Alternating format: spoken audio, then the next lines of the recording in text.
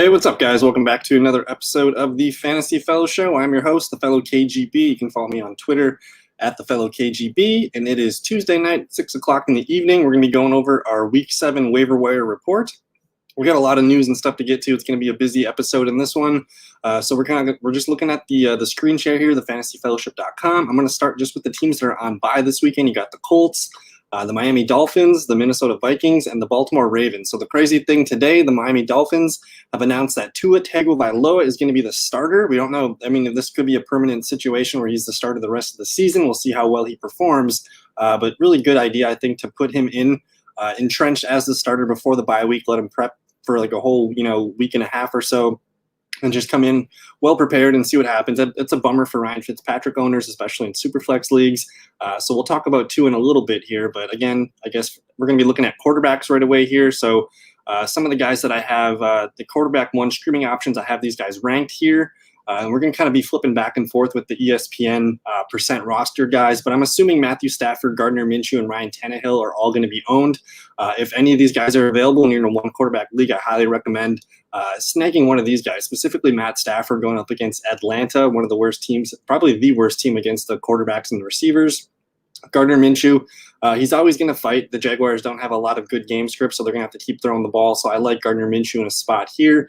And then Ryan Tannehill, man, he's been playing probably the best quarterback outside of Russell Wilson, I think, all season. He's been really, really consistent. It doesn't really matter who his weapons are. He's been finding a way to get it done, whether it's with the passing or his legs. So interesting matchup against Pittsburgh. We got two 2-0 teams, Tennessee versus Pittsburgh. So I really like that game for Ryan Tannehill.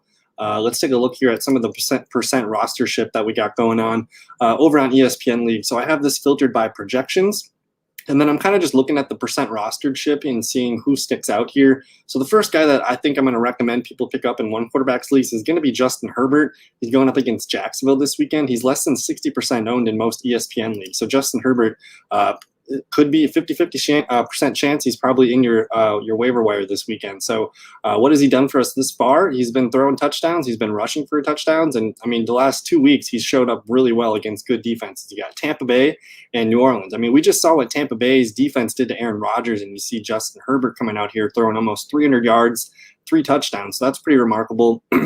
So I really like what the rookie's doing here. He's had a bye week to kind of digest the last 4 starts and kind of go from there. But looking at the Chargers' upcoming schedule, he's got Jacksonville, Denver, Las Vegas, Miami, the Jets. Buffalo's defense is, they kind of got exposed against the Chiefs the other night. So really, really good run of starting potential games here for Justin Herbert. So that's really exciting. So I think Justin Herbert is one of the top priority ads this week for the quarterback spot.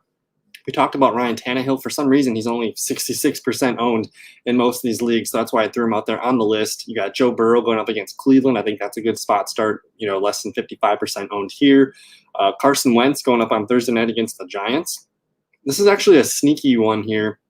I really don't think people realize how good the Giants defense is against quarterback points and wide receivers. They're actually not allowing a lot of those numbers. So they pretty much are solid against quarterback, receivers. They do allow tight end and running back points. So I got Carson Wentz here, 51% owned. That's kind of interesting. Teddy Bridgewater down here at about 42% owned. He's going up against the Saints, his former team. And then as you see, he's got the big green 30% or the 30th ranking matchup here. So this could be a really good spot for Teddy Bridgewater. So if we bounce back to thefellowship.com, this is kind of how I rank these guys. Here, let me actually hit refresh on that because I did update these rankings just a little bit here. So I do have Justin Herbert. If you're in a pinch, you need a quarterback this weekend for Lamar, or say you were starting, who are the other guys? Maybe you were starting Ryan Fitzpatrick. I think Justin Herbert's the guy to pick up because like we were looking at the schedule, he's got a good 6-7 week schedule here where you could just plug in Justin Herbert. So I think if you need a quarterback, I highly recommend Justin Herbert as the guy to keep an eye on. I do like what Teddy Bridgewater's been doing here. He's playing up against his own old team. But the thing about Justin Herbert is he's coming off his bye, so you already have the bye, out of the way. And then with his schedule, it's just such a good schedule for the Chargers coming up. He's coming off the bye against Jacksonville, at Denver, the Raiders, the Dolphins, the Jets, and Buffalo's kind of suspect defense right now. So I'm seeing, six weeks I could potentially starting Justin Herbert there. So if you're in a one quarterback league, I think Justin Herbert's the guy to make sure he's not available. He looks like he could be a guy that we could be starting for the next month and a half or so. So I really like that. And then if we just hold on to Justin Herbert come fantasy playoff time, I love looking one of my favorite things to do is looking ahead at the schedule for fantasy playoffs. And week 14, that's when most fantasy playoffs start. He's got Atlanta, and then the Raiders, and then Denver. So 3 really good matchups here to help you through your playoffs. So Justin Herbert, I mean, he's in the super flex leagues. He's like the perfect quarterback too. You can kind of just leave him in there and expect him to get at least 2 or 3 touchdowns a game. So I love what the rookie's doing in Los Angeles. So he's probably my one quarterback that I'm making sure I try to just make sure he's not hanging around the waiver wire. Even if you already have a good quarterback, just block somebody from getting Justin Herbert in that really good schedule. And we just look at the playoff schedule. So he's probably the one guy I want to make sure you guys can either start him or block him from the other teams. So then you got the big news today, Tua Tagovailoa. He's going to be stepping in for Ryan Fitzpatrick the next probably the rest of the season. So I just want to take a look at the Dolphins schedule real quick and see what we got brewing here for the rookie quarterback. He came in for the last 2 minutes last weekend, 2 for 2, 9 yards, nothing special. But looking at the schedule, he's got the Rams and the Cardinals. So and then I guess the Chargers here too. So these are 3 really tough defenses. I don't know if I'm going to be trusting Tua to, even in a super flex league. I kind of want to wait and see a week or two and see what we're getting. But after these 3 really tough games, the schedule is going to open up here against Denver, the Jets, Cincinnati, and we'll see what he can do against Kansas City. New England, I'm not excited about that, but you could get some potential spot starts out of Tua here. So I think a lot of people are going to be really excited about Tua, but I'm probably going to want to wait and see at least what the next 2-3 weeks are going to be doing. And when you already got a guy that might be available in Justin Herbert here. So I'm a big fan of what Herbert can do. But if you're in need of quarterback or if you have any questions, you can fire them away in the chat. As far as Superflex leagues, just check and see if any of these guys are available. In the Superflex leagues, all 32 quarterbacks should basically be rostered. So maybe if it's Joe Flacco this weekend going up against Buffalo, he's got a chance at a touchdown or 2. Kyle Allen, potential quarterback 2 against Dallas. I'm kind of interested in that. And we'll see what Drew Lock can do. He's still coming back from injury. He looked a little rusty last week. But as they play keep up against Kansas City, we'll see what he does. But let's take a look at the running backs here. I think that's what most people want to be talking about. So if you're new to the Fantasy Fellowship, I do, excuse me, the following running backs here are likely owned, but might be available in your league. So these are guys that I would prioritize above some of the other, the must-adds of the week. If any of these guys are available, I would highly recommend getting these guys before the Boston Scotts and, Gus Edwards and such. But DeAndre Swift came out and he just balled out last weekend. Now he gets a really good matchup against Atlanta. So I'm going to be ranking DeAndre Swift as an RB2 in PPR leagues. He gets all those catches. Philip Lindsay came out and got, 23 carries, 101 yards. He's going up against Kansas City, so it's a tough matchup. But who knows what's going on with Melvin Gordon? If no one added Philip Lindsay last week, he's probably going to be a high priority at this weekend. So just make sure he's not available. Jerick McKinnon might have been dropped over the last week since Raheem Mostert returned, but Mostert's going to be on IR for at least 3 weeks now. So Jerick McKinnon's going to enter our good graces as a PPR RB2. He's okay in standard and half PPR, but he's definitely a RB2 in PPR leagues. James White looked really good last weekend. I think he caught 7 or 8 passes, so he's back as an RB2. Justin Jackson, he looked phenomenal against the Saints. I think it was last Monday night. So I'm ranking Justin Jackson over the rookie Joshua Kelly. I think especially against Jacksonville, and Austin Eckler is still out for a few more games. So you're potentially getting an RB2 here for at least maybe 3 or 4 more games. So make sure he's not hanging around. Naheem Hines, he might get dropped at this point because he's on a bye, but he's worth an add in PPR leagues. Chase Edmonds, if anyone cut him, he's worth having on the end of your roster. Adrian Peterson still getting some of those goal line carries.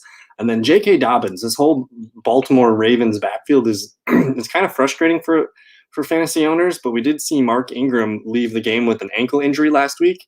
I think he only played on 9 snaps, and it ended up being Gus Edwards and J.K. Dobbins both getting over 30 snaps in that game. So they're on bye this week. I don't know if Mark Ingram is going to be back for week 8, but even if he is, he might be on a limited snap count. And if anyone just happened to cut J.K. Dobbins, or we're going to talk about Gus Edwards in a little bit here, these 2 guys into the bye week, they might be, someone might be dropping JK or even Mark Ingram. And we're looking at that Baltimore backfield as something that we're going to want to have a piece of down the stretch. Because if more injuries happen or something, kind of shakes down, or they just keep giving the ball to the rookie or to Gus, we're going to want that running back for Baltimore. So keep an eye on that whole situation. If anyone drops Dobbins, I highly advise scooping him up and just holding on to the end of your roster. But now we're going to get to the priority running backs that should be available in your league. I think Boston Scott's going to be available in most formats. Let's just take a look here at the running backs available. I'm going to just hit running back, and we're going to hit all available, and we'll filter by projections. I'm just curious what ESPN's got Boston Scott projected for. So they got Boston Scott down here at about 12.7. I think I could see that. He's got a like a 50% chance at a touchdown if they get close. But it's a really good matchup against the Giants, like we were talking about earlier. I think the running backs and the tight ends get the most points against the Giants. So Boston Scott's going to be coming in here. He hasn't really looked great this year. I don't think, he doesn't have a game over 7.4 fantasy points. So this is probably his floor. He's going to come in here and probably run the ball 9 or 10 times. He's going to get 2 or 3 receptions. So I think you're looking at something, in this 7 range as a floor. And then he's got the opportunity, because it's a really good matchup against the Giants. He can, get a couple boom plays and maybe get a touchdown. So anywhere in that 7 to 10 range, I think that's his floor. So if you are in a desperate pinch and need a running back starter, whether it's for an injury or bye weeks, I think Boston Scott is probably the easiest guy to recommend adding to people, just because he's going to get the volume and that game script. Think about this. The Eagles, they got really nobody healthy on that team right now. So Boston Scott's going to probably be walking into 12 to 15 touches on Thursday Night Football. So I think Scott is the one guy that if you're leaning on him and you want to start him, and there's also the unknown injury of Miles Sanders. We don't know if he's going to be back ready for the next game. So you might get 2 spot starts out of Boston Scott. So and then there's always the case that Miles Sanders could re-aggravate his injury, which could give you more Boston Scott games down the road. So he's the one run. If you need a running back, Boston Scott's going to be the one guy that makes the most sense. Guys that I'm kind of interested in on a lower end of the spectrum, if Gus Edwards is available, I don't mind adding him. You could probably add Gus Edwards for free if you're in a free agent auction bidding system. Just add him free tomorrow for $0 because he's on a bye. No one's going to be bidding on him. But he's definitely a guy I've been keeping my eye on. He got the goal line touchdown last weekend. And I don't know. He's a very good runner. If he was on a different team in a different situation, he could be the lead back. So I'm interested. Mark Ingram's hurt now. He's a 31-year-old running back. There's always a good chance of re-injury. He's just not been himself this year. So I'm open to Gus Edwards and J.K. Dobbins leading this backfield down the stretch. Then you got Latavius Murray here. The Carolina Panthers, I think they're the first or the second, they're one of the two. They're either the first or the second worst defense against the running backs right now. And the Saints are coming off a bye, nice and healthy. Going up against Carolina, they've struggled to cover the running backs all season. So if you miss out on Scott or you need someone else to kind of spot start, I can see the Saints just really going all in with the run game here and making Latavius Murray a pretty big piece of the game on Sunday to wear down that defense. If you look at his numbers, Alvin Kamara is still healthy, but you look at the carries here. He's received as many as 15 carries week 1. The week 3 was the low point, but he also got some catches there. So just based on this volume alone, I'm going to say maybe 8 to 10 carries and maybe a catch or 2. So you probably, these last 3 weeks are very telling. He's probably going to get you 7 points, or he does have that opportunity to get a touchdown here and maybe get you a little bit more. So I like the options for Latavius Murray this week. Looking in purely PPR formats, it's going to be J.D. McKissic going up against Dallas. We just watched Dallas's defense get ran over by the Cardinals. So J.D. McKissic here in PPR leagues, he's actually developing himself a really safe floor. His worst game was week 1, sure, 5.3, but then an 8.2, a 9.6, a 10.9, and then last week he ended up catching 6 for 43, 14.4, and he did really well in the carry department here for 41 yards. So that's 84 total yards. That's 6 catches. He's clearly a part of the offense at this point. He's actually getting just as many snaps as Antonio Gibson. So if you're looking for a more low-key guy that you kind of just plug in for a safe 8 to 10 points, J.D. McKissic has definitely caught my attention. So you see 7, 6, 6 catches the last couple of weeks. The guy's developing a pretty safe floor. So I like what I see here out of the Washington football team running back. And then these are guys that I'd probably just have as really low-end ads here. Zach Moss going up against the Jets. It's going to be a really good matchup. The rookie came back last week, I guess, against the Chiefs. I guess that was last night. So he didn't really do anything too much. I think he had maybe 5 carries for 10 yards or something. But if we expect the Buffalo Bills to be just tearing up the Jets, you could see them try to make Devin Singletary and Zach Moss get more run, wear out the fourth quarter, maybe even the third quarter too. So I'm interested in Zach Moss. He's a guy that might have been dropped because he's been hurt the last few weeks. And he's just a physical runner. I can see as the weather gets colder and colder in Buffalo, Zach Moss gets a little bit more game plan oriented. Then you got I guess we got both New York Jets running backs here. I know it's the Jets, but they're talking about getting LaMichael Perine more carries. I know it's against Buffalo, but we just saw what Clyde Edwards and the other Chiefs backs did against this Buffalo Bills defense. So maybe if the Jets have any sense of a good game plan, it's going to be to run the ball, and that's going to be with Frank Gore and LaMichael Perine. I just want to see what these guys are both projected here.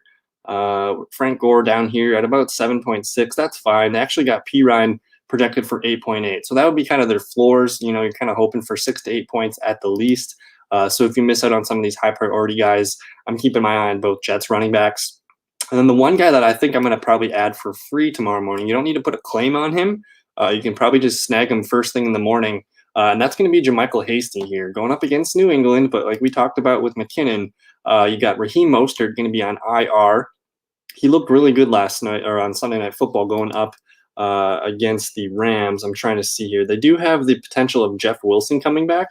But Wilson's been dinged up the last couple of weeks, so he hasn't been doing much work. And then you got this rookie here. Here, let me just type his name in. Hasty, he was a very good running back receiver out of Baylor. He got his really first extended look last Sunday night here. So he gets 9 carries, 37 yards. He actually, to me, he stuck out more than Jerick McKinnon running the ball. And this kid's a really good pass catcher. He didn't get any targets or catches in this game, but he's got a huge ball of hair here. But just out of curiosity, he's a guy that I'm worth, especially just because we know Raheem Mostert's going to be out the next few weeks. The schedule doesn't look terrible. I mean, New England's kind of a tough run matchup, but then you get Seattle and Green Bay. These could be some juicy matchups. So, I mean, if anything happens to McKinnon or if Jeff Wilson injures himself again, we just know that this 49ers running game is super productive and it's really friendly for fantasy football. So he's a guy I would recommend looking at tomorrow morning if he's still hanging around. And then we got this Joe Mixon injury here. So I'm just keeping an eye on Giovanni Bernard. If you do have Joe Mixon, maybe Bernard's worth, throwing $4 or $5 at just in case to hedge the bets there. I don't know what's going on. I haven't heard anything from Joe Mixon. Let's just take a look here. I'll just add the word injury to this. So I think it was his foot injury. He left like mid-third quarter. So let's just take a look here. So yeah, everyone's kind of recommending Giovanni Bernard. So maybe you up your little bit. We're heading into week 7 of the fantasy. Quiet lady. So Joe, I mean, it's a kind of a tough matchup going up here against Cleveland. They have a decent run defense, so I don't know. Especially if you have Joe Mixon, it makes sense to just snag Giovanni Bernard. But I'm not going to feel great about starting Bernard either way if Mixon is out. I think they're going to probably work in. They did add Samaje Perine, and they also have Travion Williams. So I think Bernard's probably going to be more of like a 6 to 8 point floor guy. But I definitely recommend checking out some of the other running backs I recommend here. And again, the way I set up these lists, if any of these running backs here are above, I highly recommend checking out these guys. These guys have more long-term value, and they should not have been dropped, or these guys should not be available. So that's kind of how I would navigate this. Let's take a look at the wide receivers, though. So these are receivers that are likely owned, but like I said before, if any of these receivers are available, these guys got really solid long-term value, and these are guys that could, help you, maneuver to the playoffs and down the stretch. So just take a look at this list. I don't know if I want to talk about these guys too much, because I do want to talk about some of the priority receivers that you guys should be adding, and these are guys that might be available. So we're going to take a look here at T. Higgins going up against Cleveland. Cleveland's not a very good team against the receivers.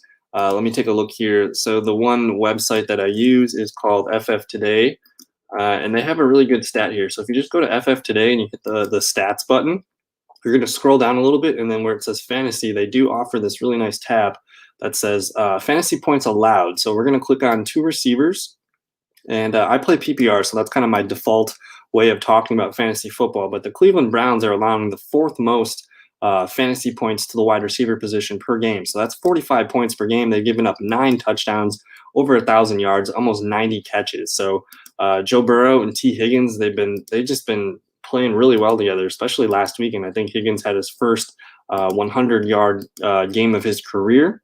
And I'm just curious here. Let's just filter by projections. And I just want to see how much they're projecting T. Higgins for here. So they got him going for about 13 points. I like that. If you look at his last 4 games, really, I mean, this is solid wide receiver 2 production. going back to week 3 here with 21 points against Philadelphia, 13 against Jacksonville, 10 against Baltimore, and then 18.7 going up against Indy. So these last 2 weekends, he survived Baltimore and Indianapolis, and I think most people would agree that those are 2 probably top 5 defenses in the league right now. So he gets a 10 and an 18. So I'm feeling pretty good about that being his range going forward. And I think T. Higgins, I mean, if you got him, you got to find a way to get him into your lineup because, I mean, the dude's just a big end zone target. He's getting the targets that you want to see here, 9, 7, 8, 8. They even give him some carries every now and then too. So that's really fun to see them wanting to get T. Higgins involved in the game. So I think, what's his percent ownage? So he's less than 60% owned, so he might be owned in your league, but if he's not, I really like him. And just as a rookie receiver, we're going to probably see his role continue to grow. You know, the Bengals are likely thinking about what's happening next season, so they want to get these Joe Burrow, these T. Higgins, they want to get these guys reps and in-game, experience together. So I really like Higgins in a spot against Cleveland. Like we said, they're allowing the 4th most fantasy points per game to the receiver position. And then you got Christian Kirk here going up against Seattle. And since we're on the topic of fantasy points allowed here, the Seahawks are clearly the worst team against the wide receiver. It's not even close. You see all these teams are, tight in the 40s. The Seahawks are 12 points above. So allowing almost 60 fantasy points to the receiver position, over 108 catches, almost 1,500 yards and 7 touchdowns. So you're basically, the way this looks, you're going to want to start receivers against Seattle the rest of the season. That's just way too many points, almost 60 PPR points per game. So, of course, you're starting DeAndre Hopkins, but, I mean, Christian Kirk, he's a guy that had a really big boom game last night. I'm trying to see where he falls on this list of projections. So he's only projected 10.5, which seems really low, but he's on the list because he's less than 50% owned. And then if you just look at what Christian Kirk has done the last 3 games, he's coming in. He's got 3 touchdowns in 3 games, so that's nice. But a 10.9, a 12.8, and a 22.6. So he's kind of developing a pretty nice floor. You even go back to week 2 where he had 2 for 57 and a carry for 3 yards. I mean, an 8-point game, if that's the worst thing that could happen, I suppose you can survive an 8 or 10-point game from Christian Kirk. But you're looking for these, that deep ball that Murray hit with Kirk early in the game last night. That's what you're looking for here. And as teams are, focused on stopping Murray's legs and DeAndre Hopkins, Christian Kirk's going to continue to get really good coverage this year. So if he's still available, like I said, less than 50% owned, that's why he's on the list. So make sure if you grab him, he's a spot start this weekend because that's a really, really good matchup. And then we got Mike Williams here going up against Jacksonville. We talked about Justin Herbert at the top of the show, so I'm a really big fan of what the young Charger quarterback can do. And we saw what Mike Williams could do going up against the Saints the other night. So this is the guy who is about 50% rostered. A lot of people probably added him going into the bye week. We don't really have too much detail going on, these first 3 games. I think this game was with Tyrod Taylor. He got injured, and I think he didn't really play healthy in these 2 games. But this game, if you watch the game, he stuck out like crazy. Justin Herbert was trusting him to win 50-50 balls. Good for 8 targets, 5 catches, 109 yards, and 2 touchdowns. Just from watching Herbert, in his 4 starts, he's not afraid to throw it up, and especially that deep ball. He's hit some other receivers too. And Mike Williams is healthy coming out of the bye. Keenan Allen should be healthy. Austin Eckler's coming back soon too. So if Mike Williams is somehow hanging around your waiver wire, I think he's going to be a wide receiver 3 that you're going to want to have in your lineup if you got him. So check it out and see if he's hanging around. We got Preston Williams here chilling on bye. This is a kind of an interesting one because we don't really know what this offense is going to look like with Tua. Is he going to favor Devontae Parker? It could be Mike Gesicki. It could be Preston Williams. It could be, just handing it off and getting a bunch of targets to Myles Gaskin. But the thing with Preston Williams lately is he's scored in back-to-back games and maybe 3 out of the last 4 games. So he kind of had a slow start to the season. Let's see here. So yeah, he's got 3 touchdowns in the last 4 games. A little bit slow start to the season as he's kind of getting his feet back under him from his ACL injury. But this big game against San Francisco kind of got him some confidence. But the targets aren't really there, so that's kind of making me nervous. But a really good second-year receiver. Like we said, he's coming back from the ACL injury last year, but now he gets a bye, so he's easily going to be the healthiest he's been all season. And now that he's got some really good confidence, he's stacking 3 touchdowns out of the last 4 games. This could be a guy that just has, immediate chemistry with Tua. So I'm really interested in that. if you have the space to add a guy like Preston Williams to your end of your bench, I think that's worth a hold. I mean, if we don't like what we see, in these first couple games, you can always get rid of him and move on. But if he comes out and Tua locks onto him for, 7 to 8 targets, you might have something there. So I really like Preston Williams' upside. We'll see how he looks with the young rookie quarterback.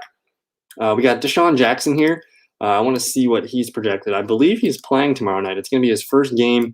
I think he played maybe week 1 or week 2, but it's going to be his first game back in a while. So he's less than 29% owned. He's projected 7.9 points. I just want to see if he did play a game. So he's played in a couple games here with Carson Wentz this season. And in those games, you see 7 targets, 9 targets. I think he left early in the Cincinnati game. So that's the one where he got hurt. Probably would have been 8 to 9 targets again. But you look at this kind of floor here, anywhere from the 6 to 12 range. I think that's really reasonable. And then just because it's the Giants, he's got the really good potential to get a boom play, maybe a 50 or 60-yard touchdown. And then I guess the Giants quarterback or cornerback, what's his name?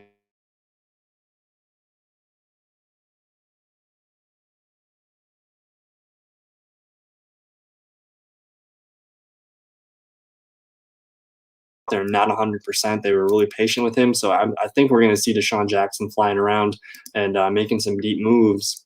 Then you got Adam Humphries here going up against Pittsburgh. I know Pittsburgh's a tough matchup, but if you look at what they're doing here, this is fantasy points allowed to the wide receiver position. The Steelers are allowing the 10th most points to the receivers in PPR leagues, almost 40 points per game here. So it's not it sounds like a bad matchup, Pittsburgh defense. We're kind of scared of that.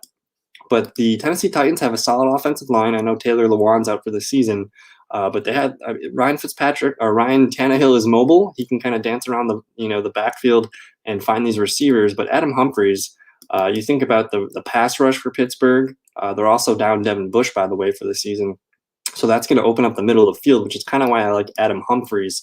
We did see Adam Humphries score against the Houston Texans. I just want to see what Adam Humphries is going to be projected for here. So he should be available in most leagues. He's probably good for at least 8 to 10 points, on a floor basis. Let's see here. I don't see him on this page. Where is Adam Humphries? Yeah, we'll just search Adam Humphries here. But he's projected 7.8 points. I think he's going to get that at minimum. So in the games that Adam Humphries has played, again, he was on the COVID list.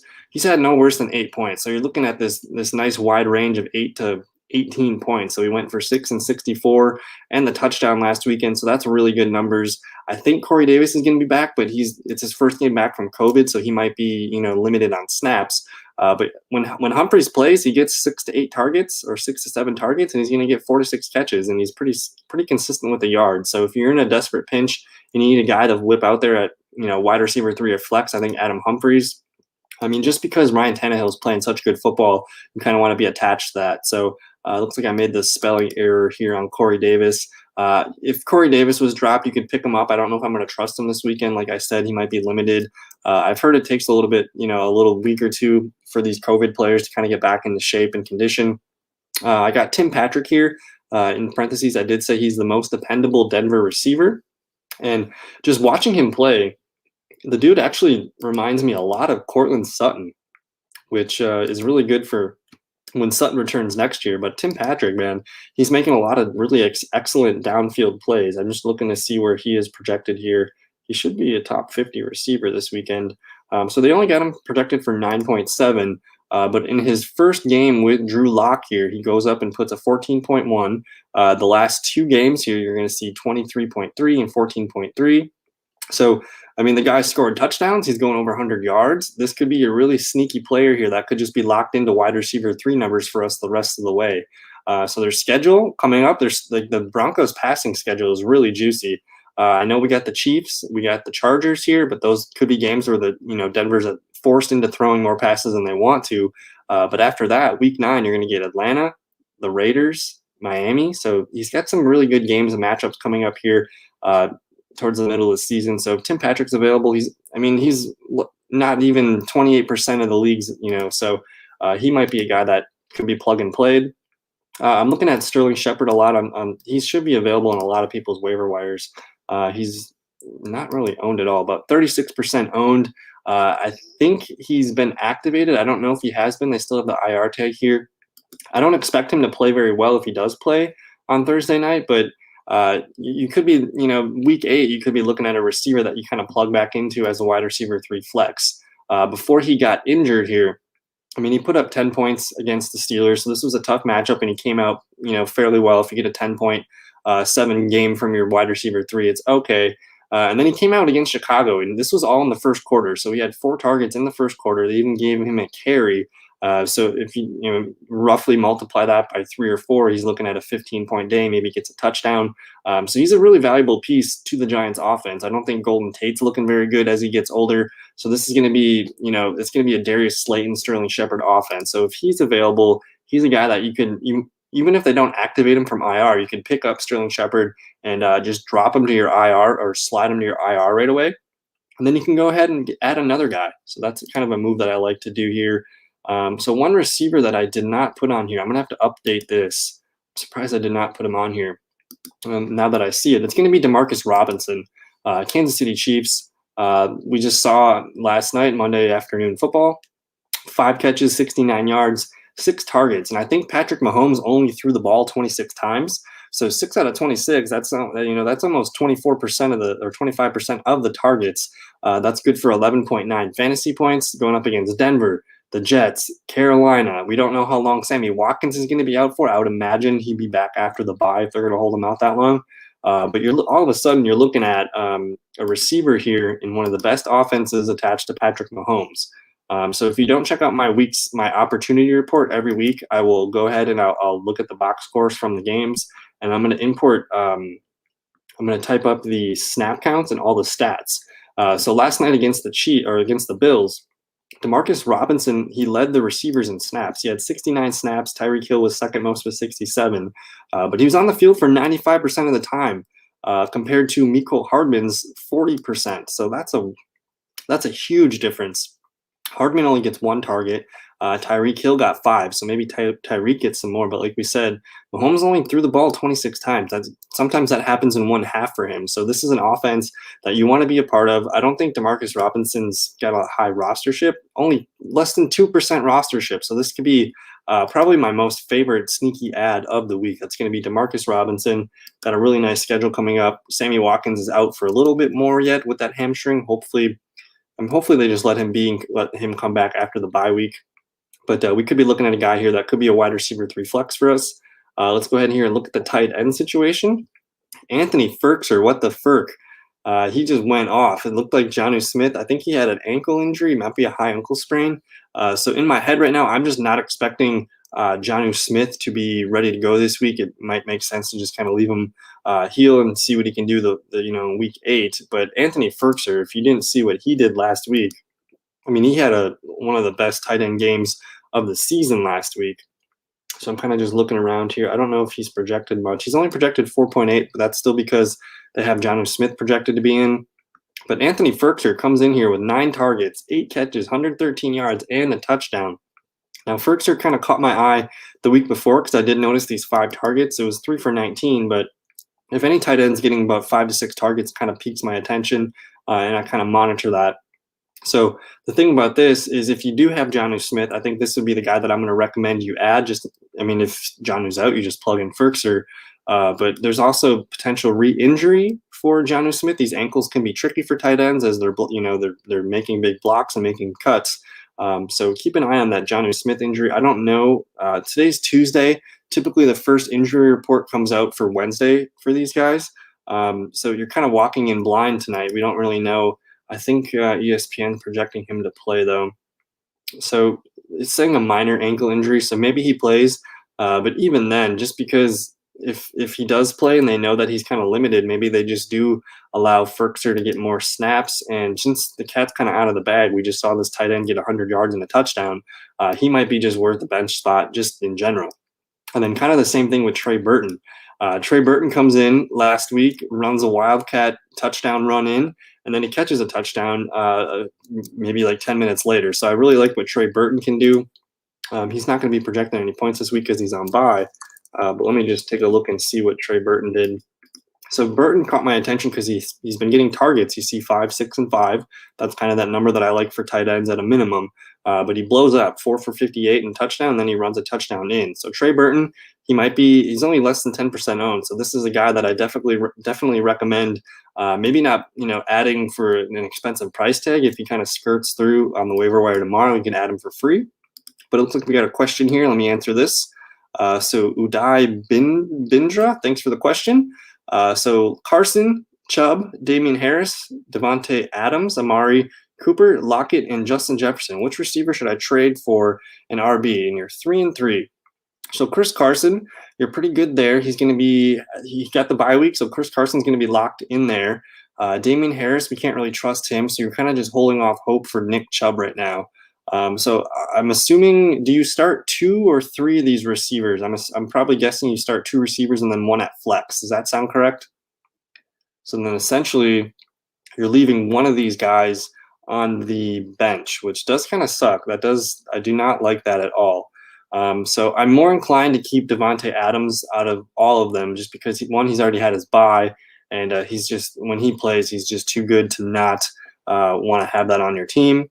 Amari Cooper might be the guy that I'm less interested in, because Lockett, you're tying yourself to Russell Wilson. Devontae Adams, you're tying yourself to Rodgers. So those 2 guys, I think, are the ones that you would hold. If you're trying to talk about someone to get a running back, I think I would offer Amari Cooper and then Justin Jefferson, and just kind of see, hey, which one do you think you're more interested in? The problem with Amari and Jefferson is those guys they're boom bust. Sometimes, I mean, if you're these owners, you kind of know that sometimes they'll go up and put a 6 or 8 point in there. So yeah, that sounds good. 2 receivers and 1 flex. So that makes sense. A lot of times when I'm making trade negotiations, is I like to kind of make an offer, say, hey, I'm interested in this guy. Do you like these 2 players on my team? And then if one of these guys likes Amari Cooper more than Justin Jefferson, then you kind of have the conversation going in that direction. So I think, especially just because Amari Cooper, he's got Andy Dalton. I could see myself, if Dak was there, I would say I'd probably get rid of the rookie receiver. Since he's so hot right now, you could probably sell high and get a pretty nice return there. But Amari Cooper, if you didn't get that garbage touchdown last night, you're not looking at a very good game. So I'm kind of interested in getting rid of Amari or Justin Jefferson. I think that's how I would go. So thanks for the question. Let's get back to, I think we're talking tight ends over here. We just looked at Trey Burton. If you're in need of a pinch this weekend for a starting tight end, like we said, Anthony Ferkser might be the guy for you. Darren Fells going up against Green Bay, although Green Bay, they did just allow Rob Gronkowski to score a touchdown, but they're actually pretty solid going up against the tight ends. If you look down here, the Packers, they're giving up the 20th most points here to tight end, about 10.8 per game. They've only allowed the 1 touchdown to Gronk, so they're actually decent against the tight end. So I don't know if Darren Fells is a good recommendation here. I'm only going to recommend Darren Fells if Jordan Akins is ruled out. Akins has been dealing with the concussion symptoms and an ankle injury himself. So if Akins is out, I kind of like Fells, but it's a little bit of a gamble. I don't see a lot of high upside there. The one guy that I do like is Rob Gronkowski going up against Las Vegas. That's going to be a Sunday night football game, so you get a little skin in that game. That could be a really fun spot start there. Let's just take a look at some of these tight end rankings here. I think Gronk's a tight end 1 now in total points. So if we just filter by position ranking, you're going to see Gronk, he's flirting. He's about tight end 18. But just in the last few weeks, you see Gronk slowly establishing a decent, I mean, he might have this, this game where he goes 1 for 29. But for the most part, I think you're going to see 6 to 8 targets. And you're going to see 3 to 5 catches he's always going to have a good shot at a touchdown. Brady's just missed him on a few all season. So maybe you see Gronk start to stack some really good games. He's just coming off his season high in yards, really good target day. So Gronk, about 68% owned. He might be the guy that if he's available, I'd recommend him the most. Logan Thomas, he was the guy that we were all interested in at the start of the season when he was getting all those targets. But he kind of comes back to life last week with Kyle Allen. He's going to come in here. He's going to get his 4 targets. That's kind of been his steady. I've talked about it before where I'd like to get, at least 5 or 6 targets out of my tight end. But he capitalized on those 4 targets, going 3 for 42 with a touchdown. I know these floor games here, 1.4, 1.8, are very dangerous. But I'm hoping, he starts to develop a nice rapport with Kyle Allen, and maybe we start to see these 6 and 7s again as his floor games. And then, if he catches the touchdown, he's looking at about 13 points. So he's a little bit more risky if you missed out on some of the other guys. If you can hold on to Irv Smith heading into the bye, I like what I've seen out of Irv Smith. Let's just take a look at Irv. He's stacked 2 really nice games in a row here, so I'm a big fan of what he's doing. And as defenses now have to focus on Adam Thielen and the rookie Justin Jefferson, Irv Smith's going to be running pretty free for the most part. So in the last 2 weeks, you see 5 and 5 targets, 4 for 64, 4 for 55. Still no touchdowns on the year, so those are going to be coming up soon. But, I mean, if you can get a tight end that gets double-digit PPR points, I'm all for it. So, I mean, if he can kind of get this, these zeros and these 1s and 2s behind him, I'm really open to him being a guy that we trust down the stretch because his schedule is going to open up. We kind of talked about Green Bay being a tough tight end matchup. So if week 8, Irv Smith comes out and gets another 10 points, I think I'm starting Irv Smith against Detroit, maybe against Chicago, but then definitely Dallas, Carolina, Jacksonville. He's got some really good matchups down the stretch. So keep an eye on Irv Smith. He's a guy that you can kind of add for free since he's on his bye week. Austin Hooper, I'm assuming Austin Hooper's likely owned, but he's a guy that has been stacking 3. I think he's had 3 really solid games in a row now. So he's probably a guy that he should be owned for the most part. But let's take a look here. Where are you, Austin Hooper? Cleveland. There he is. So he's tight end number 17 right now, about 72% owned. So he's probably going to be owned in your league. But 3 straight games of double digits, 6, 10, and 7 targets, 5 catches in all 3 games. So only 1 touchdown on the year. Maybe those start to get stacked and get more touchdowns. But I like Austin Hooper and what he's doing. So we'll see what that happens there. And then you got Albert, and I believe the correct pronunciation of this is Okwuegbunam versus Kansas City. He got, I think it was like 4 straight red zone targets. So if Noah Fant is going to be out, this might be a guy that I add on Sunday morning in a league or 2. So just keep an eye on him. Looks like we got another question here from Chase Brown. Thanks for the question, for hanging out. So we got Le'Veon Bell and Clyde Edwards, and you're wondering if you should either hold or sell Clyde. Also, I'm trading away Antonio Gibson and Robert Woods for Michael Thomas. I think I won this trade. So you're sending away Antonio Gibson and Robert Woods, and you're plugging Michael Thomas. So yeah, I actually think that's essentially you probably weren't going to be using Antonio Gibson anyways because you kind of want to use Bell and Clyde. So you kind of get rid of a low end RB2 flex, and then you're plugging in Michael Thomas, who he's been sitting out. He's healthy. He should be good to go, and you're probably looking at the wide receiver 1, 2, or 3 the rest of the season. Whereas Robert Woods, I love Robert Woods, but he doesn't have that high of a ceiling. Sometimes he has his low game. So you're basically securing a really good wide receiver there. So I like that. But for me, I've gotten this question quite a bit. I love Le'Veon Bell with that offense. He's not going to need a lot of touches, I think, his situation with the Jets, he really wasn't getting that many touches to begin with. And now that he's on a much better team, those touches are going to be worth more.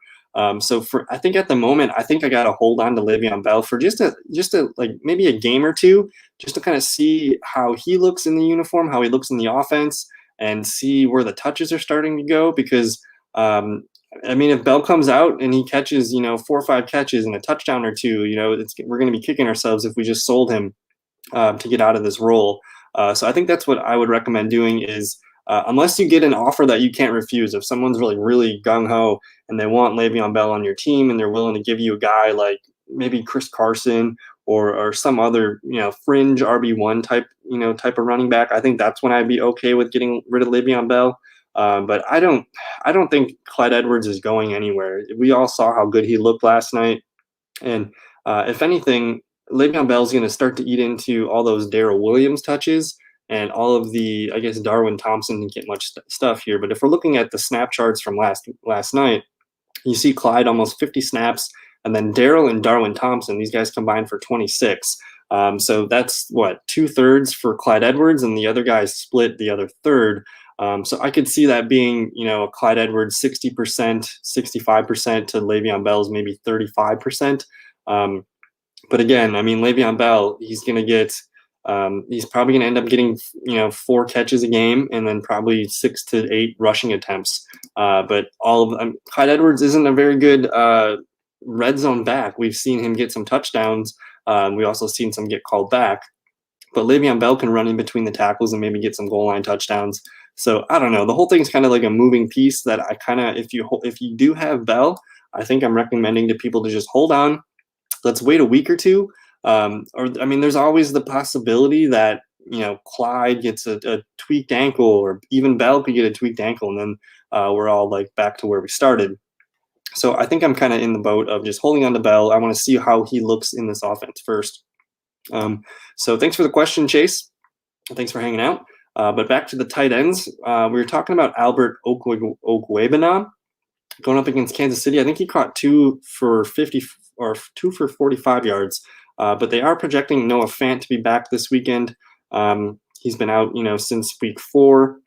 I'm assuming he's going to play, but if Fant is a late game scratch, this is definitely a guy I'm going to be keeping an eye on Sunday morning.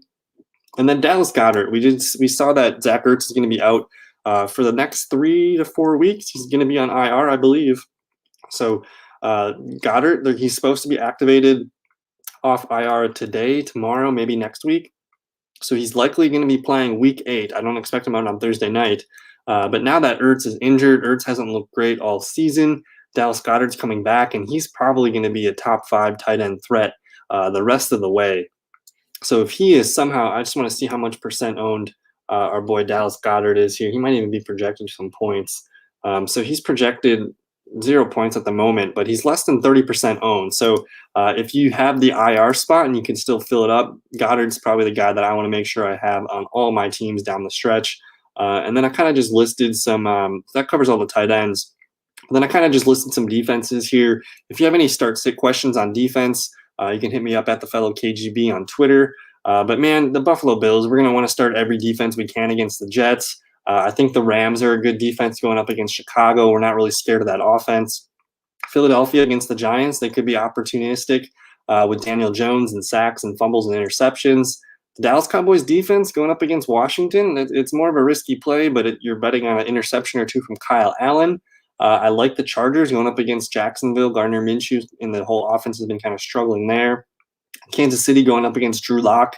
It's in Denver, but I can see Locke's, it's the second game back. He threw 2 interceptions last weekend, and the Chiefs are just a good team. We expect them to win. So that's kind of how when I make my defense decisions, I'm looking for a team that's going to win the game first and foremost. That gives me the best situation to kind of bank on there. So I don't know. That's pretty much it for the Waiver Wire show. I think I'm going to take like a 10-minute break here, and then I'm going to hop into another live stream. But I'm going on vacation this Thursday, so I'm trying to crunch in all my videos tonight and tomorrow. So I'm going to be covering the Thursday night football game. But yeah, like I said, I'm probably going to be jumping into a new stream in about 20 minutes. Looks like we got one more question in here from Uday Bindra. So thoughts on something like Amari for James Conner? Ooh, yeah. If you can get James Conner, I think I'd be very happy with that. Let me just take a look at what the Steelers' schedule is the rest of the way. The Steelers did have their bye, so that's really great for us. He's RB17 right now, which is fine, but he did leave early in the week 1, so he's averaging a really healthy points. It looks like when he plays a full game, his worst game is 15.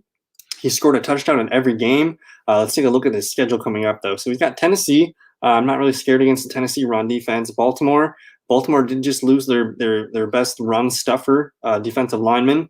Dallas, we want to target Dallas. Cincinnati, we want to target Cincinnati. Jacksonville. So wow, week 9 through 11, these are smash games here. We'll see.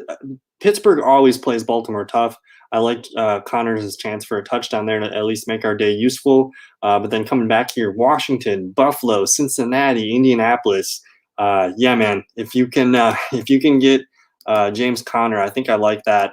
And essentially, you just plug him in as your RB1 and see what happens. If you needed to hedge your bets on James Conner, you could add a guy like Benny Snell to the end of your bench if you're worried about injury or anything like that. But Connor's looked good. Already had his bye week. And like I said, he scored a touchdown in every game. So he just seems to be a little bit more dependable than Amari Cooper. I know Amari Cooper is playing great. I mean, if you can get maybe even a play, if you feel like you're losing on this trade, you can even ask him to throw in, something just like a depth piece or something if you want. So he's the wide receiver 5. But you take away that touchdown last night and you're looking at a 12 to 13 point game. He did have the stinker going up against the Giants. He does play the Giants again, but that's not till the end of the season. But looking at the Giants' schedule coming up, Washington, we'll see how that defense goes. Philadelphia, he might be in a good spot against Philadelphia. I don't really trust him against Pittsburgh. This might be a good game against Minnesota. Baltimore, I probably don't trust it. San Francisco should be healthy by then. So I'm just looking at a couple games where you could see some holes from Amari Cooper there. So I think I'm okay with the James Conner recommendation there. But yeah, if anyone has any more questions, I think I'm going to take like a 10 minute break. I have to set up the other stream, but I'm going to be talking Eagles, Giants, NFC East football. That'll probably be like a 15 to 20 minute show. So if you want to come hang out for that, I'm going to sign off on this one, and we'll see you in another stream. But thank you so much for your time, and have a good night. We'll see you in another one. Peace.